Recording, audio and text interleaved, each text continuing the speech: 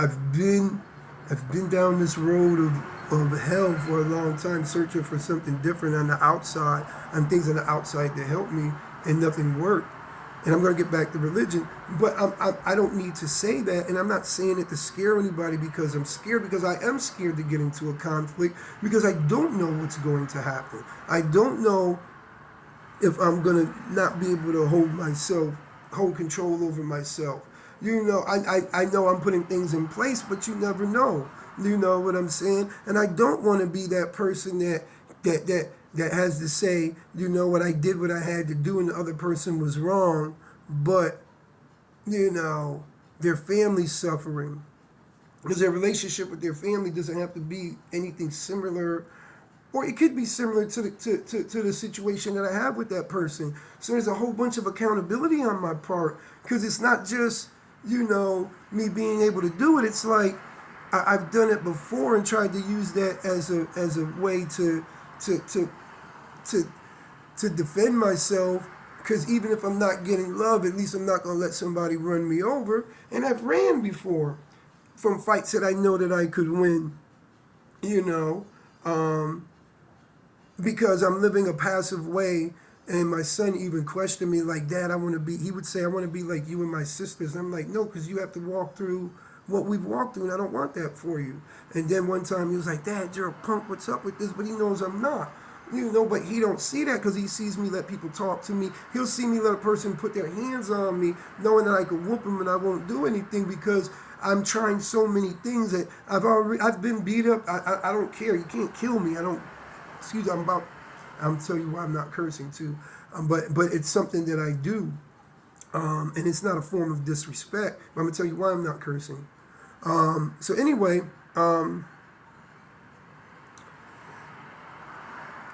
I said, son, you know what? Because I didn't know what to do, because I knew if I fought back, I'd lose control. And I knew that with me not fighting, I still didn't have control, because I was still drinking, I was still numbing, I still wasn't whole.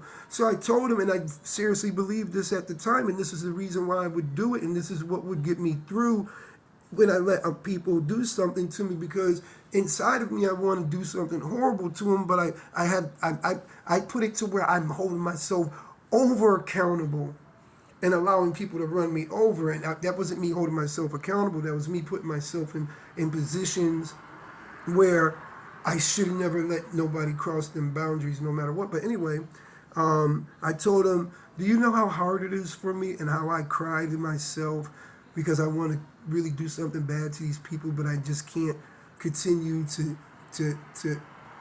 I really can't be in the back of be talking to you in the middle of a plexiglass and saying, son, you know what, I don't have any control, and I tried really, really hard, and I thought I could do it, and now you have to be by yourself. You know why I did that? And you know why I went through everything, and I went through all these phases, and every time I got knocked down, I'd get right back up. I just knew, me being tough didn't make me get back up. Me being a badass motherfucker made me get back up. And not me being a badass, excuse my language, I'm so sorry. Please excuse me for that, because I'm supposed to be making sure I don't curse on this, but I'm not perfect. But I'm not going to curse, because I want to be able to get something to you, so that the cursing won't stop you from hearing it. You dig what I'm saying? And I'm holding myself accountable, because I'm doing things intentionally, and I'm gonna show you guys that I'm gonna change things that you see me do. So you're like, okay, now look at this. You dig what I'm saying? Because I don't think it's enough to show you everything and really give it to you. I can show you a couple of things, and it's not going to hurt me. The things that I have to change are not going to make my life horrible. Now, I will use them in certain videos and warn you, but my videos aren't going to be always that. And you can show a lot of my videos are going to be kids are going to be able to watch it, because the content aren't going to have anything with violence or experiences I've been through or whatever. So anyway, I went to extremes looking for what I found. And I went on the outside. I went into religion, but what I did with religion is that Um, because I was smart and I was blessed with being smart, because it wasn't something that I did, but I did have to have an environment where I could practice in being in my head. And me having being in an abusive environment allowed me to do that because a lot of times I was by myself.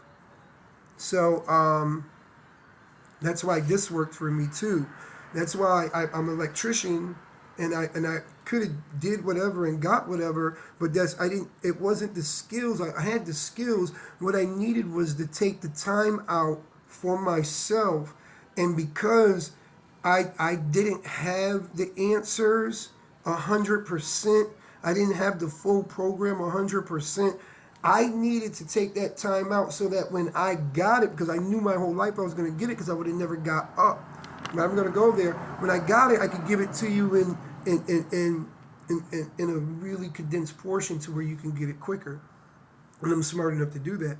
So anyway, every time I got knocked down, it wasn't because I was tough and I learned how to fight by getting beat up, or because I could win every fight, or whatever, or because I was promised something or whatever. What made me continue to get back up, and even though I would do the same thing over and over, give people control over myself, use alcohol or drugs or whatever, not man up and be a man, whatever.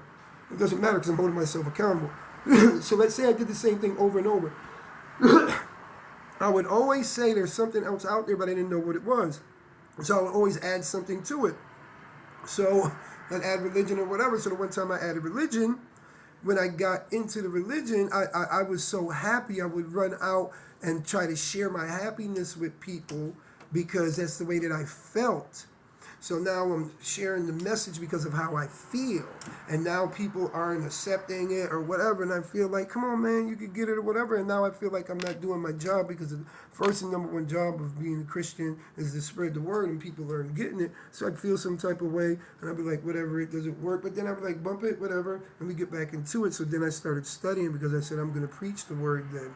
And they can't get it to it from me. If I can't get it, if I can't show people love and how to love themselves, straight up like this, I'll get to a position where they'll respect me and I'll be able to have a broader audience to speak to, and we can all, get through this journey better because the tool that I thought I was going to use was religion. So before I go on if I believe in Christianity or I don't, I'm going to put it like this, and this is the only way I'm going to answer it. With every religion that I know of and I've had experience of, and every religion that I will have an experience with, and I know this for a fact when it comes to religion, I can pose an argument to prove it that can withstand any argument at all, and I can pose an argument to disprove it that'll withstand any argument at all. Because the way that I deal with things is kind of like Schrodinger's cat. So with Schrodinger's cat, the cat's alive and dead at the same time. It just matters when you open the box for what result. With me, I deal with stuff like Schrodinger's cat. So I can make the cat dead or alive because when I open that box, it's like a Pandora box to me. All this stuff comes out, and now I can take all this stuff and make it dead or alive before I open it or when I open it. So I can pose an argument that justifies either side of the argument, either yay or nay, because I'm smart enough to bring certain information to the table to prove my point.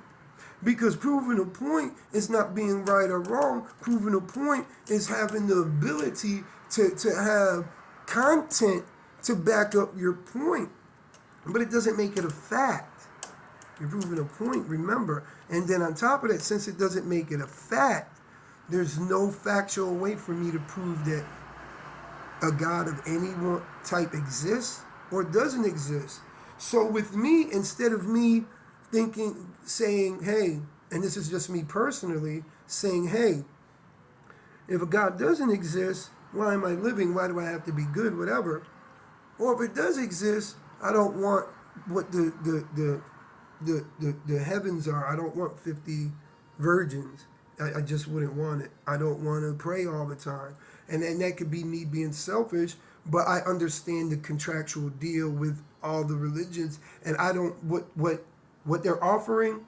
I don't feel that I would want to go through such a hard life of having to live to such high standards that's very hard to live with, and especially when you have to fight things that if religion wasn't and didn't exist, you would enjoy because there wouldn't be any consequence for enjoying it. But if anybody follows a religion, I don't have a problem with that because I'm sorry, my cat is about to make me buck on him. I told you I'm trying not to curse. So anyway, I don't have a problem with it because I look at it like this also.